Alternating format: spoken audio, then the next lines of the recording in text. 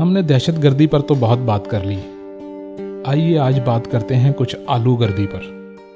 Potatoes, small potatoes, small potatoes, small potatoes, small potatoes, small potatoes, small potatoes, small potatoes.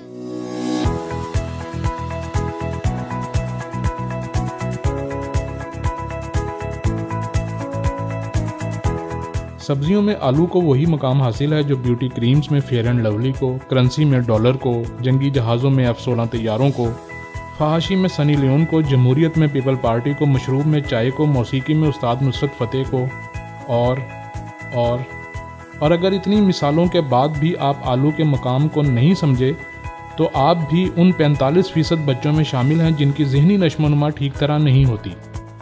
آلو ایک ملنسار، خوشنما اور خوش ذائقہ سبزی ہے جو کسی بھی اور سبزی کے ساتھ ٹانکا فٹ کرنے کی بھرپور صلاحیت رکھتی ہے۔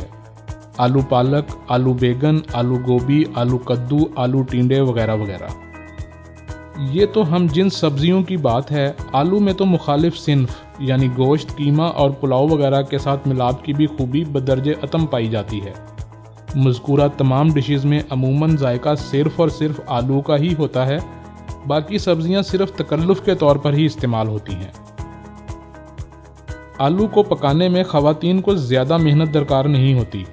امور خانہ داری میں ماہر خواتین تو آلو کی بھجیا اس قدر لذیذ پکاتی ہیں کہ مٹن بھول جائے، مگر کچھ پھوڑ قسم کی خواتین آلو کے سالن میں اس قدر شوربہ اتار دیتی ہیں کہ عمران خان والے سونامی کا سا احساس ہوتا ہے، اور بقول ظفری خان آلو پر پیر رکھ رکھ کر شوربے سے گزرتے ہوئے بوٹیاں تلاش کرنی پڑتی ہیں، اور بعض اوقات آلو کے قتلے کا سائز اس قدر بڑا رکھتی ہیں کہ اس کو چبانے کے لیے گائے کی طرح جگالی کرنی پڑتی ہے۔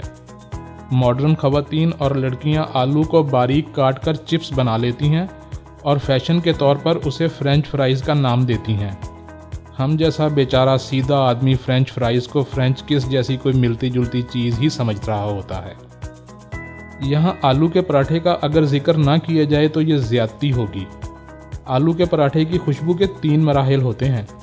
ایک، جب توے پر گرم گرم پراٹھا ڈالا جا رہا ہو۔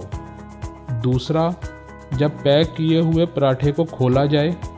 اور تیسری، آلو کے پراٹھے ضرورت سے زیادہ کھانے کے بعد اس گیس کی خوشبو جو بس زیادہ پراٹھے کھانے کے بعد عوامی مقامات پر جانے سے پرہیز کریں۔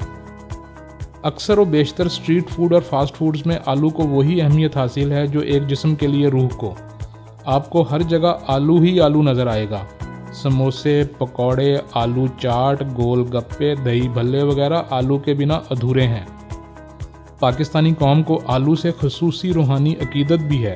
پاکستانی مسلمانوں کو اکثر آلوؤں پر مقدس ہستیوں کے نام لکھے مل جاتے ہیں، اور ان کی تصاویر اتار کر فیس بک پر اپلوڈ کرنا عین عبادت سمجھتے ہیں، اور جو اس کو لائک نہ کرے وہ شیطان، اور جو شیئر نہ کرے وہ مسلمان ہی نہیں۔ تعجب اس بات پر ہوتا ہے کہ جب مسلمان اس کو معجزہ سمجھتے ہوئے لائک پر لائک اور شیئر پر شیئر مارتے ہوئے قوت ایمانی کا بھرپور ثبوت دے رہے ہوتے ہیں۔ داد دینا چاہوں گا ان بیچاروں کو کہ اتنی بڑی کائنات میں ان کو صرف یہی معجزہ نظر آتا ہے۔ ویسے آلو کے ساتھ جو سلوک ہم کرتے ہیں، اس کے بعد آلو بیچارہ بھی یہی سوچتا ہوگا کہ ڈبویا مجھ کو ہونے نے، نہ ہوتا میں تو کیا ہوتا۔